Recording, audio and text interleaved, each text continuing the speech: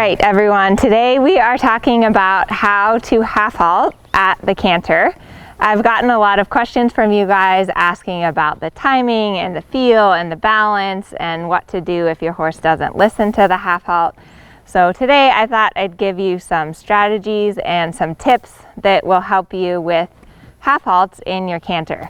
So don't forget to like my videos and subscribe. It really helps me out, and also sign up for my email list because I send out blog posts and written descriptions on all my videos, so you don't want to miss out on that. The link is below.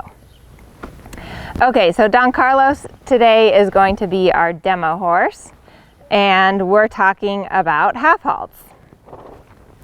So in the canter, as you all should know by now, the canter is a 3-beat gait.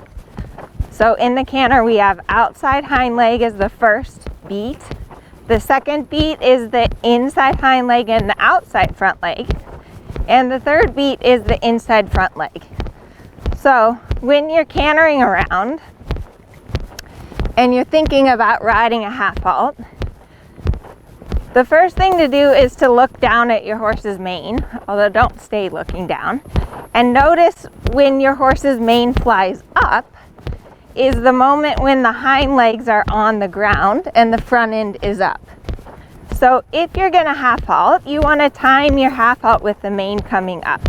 So it's half-halt, half-halt, half-halt, half-halt. The reason that this is super important is that if you half-halt on the downbeat of the canter, so if you half-halt now, okay, that was a great demonstration. So if you half-halt on the downbeat, your horse might break like that. They also are going to just go down on the forehand.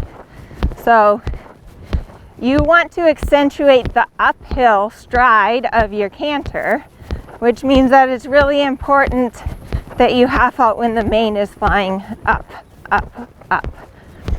So now let's talk about the aids for the half-halts. When I ride a half-halt, it's basically just a gathering up of energy. So we have that circle of energy that goes hind leg, backhand. And when you ride a half-halt, you're just gathering and kind of energizing that circuit so that you could either go more forward or make a downward transition. But a half-halt is not necessarily taking energy away. So my aids for the half-halt are I a little bit tighten my lower abs so that instead of like swinging with my hips, I might just swing a little less with my hips. But at the same moment I do that, I give a little bump with my leg and a little half-halt with my outside rein.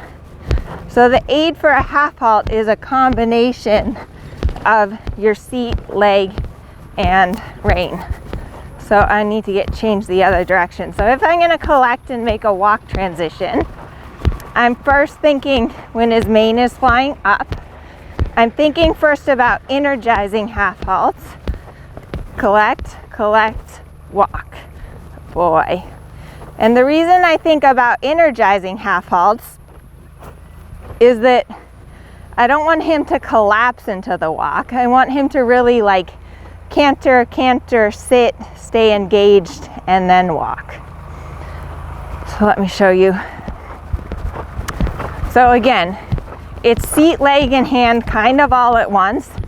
How much of each that you need depends on the horse. So if you have a very hot horse, you're going to use a little more seat and rein for the half-halt.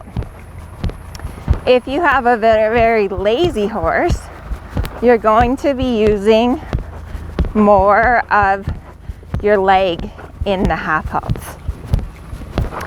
So let's say you're cantering along and your horse is going kind of fast and you want a half-halt and you're pulling in your tummy and they don't slow down.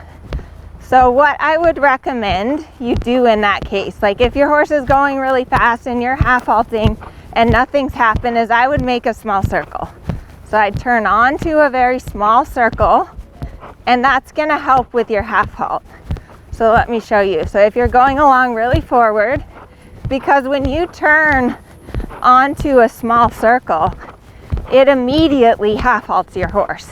So just by turning onto that tight circle, you see how my horse slowed down. Good boy. So you can also, like if you're, say you're doing your medium canter down the long side and you need to bring your horse back at the end, you can a little bit use shoulder 4. So say I'm going medium canter and I'm going to bring him back at the end.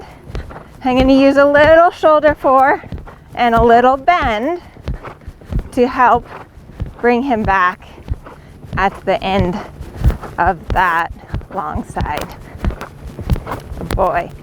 So some of the most common mistakes that I see people make when they're half-halting, one is that they lean forward. So it's really important when you half-halt that you're balancing your horse onto the hind legs. So your weight needs to be back on their hind legs. Now I don't want you like, oh sorry, I was trying to lean way back and he doesn't like that. So you shouldn't be leaning like way back here behind the vertical. That's not good. Nor should you be leaning way forward like this when you half-halt. But you should be, I would say, just 1 degree behind the vertical so that you're putting the weight back on the hind end. So that's the first thing. Make sure you're staying back. Now the second thing is the timing of your half-halts. So make sure you're half-halting when the mane is coming up, up, up. And do not just half-halt for longer than a stride. So it's half-halt, half-halt, half-halt, half-halt, release, half-halt, release. So if your half-halt is just a big old pull, your horse is going to stop like that. So it's really important that it's half-halt, give, half-halt, give, half-halt, give.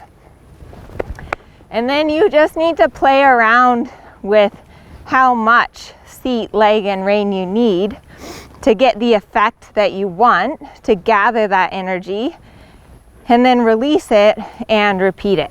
So I hope this video helps you guys think about your half-halts in the canter. Let me know in the comments below.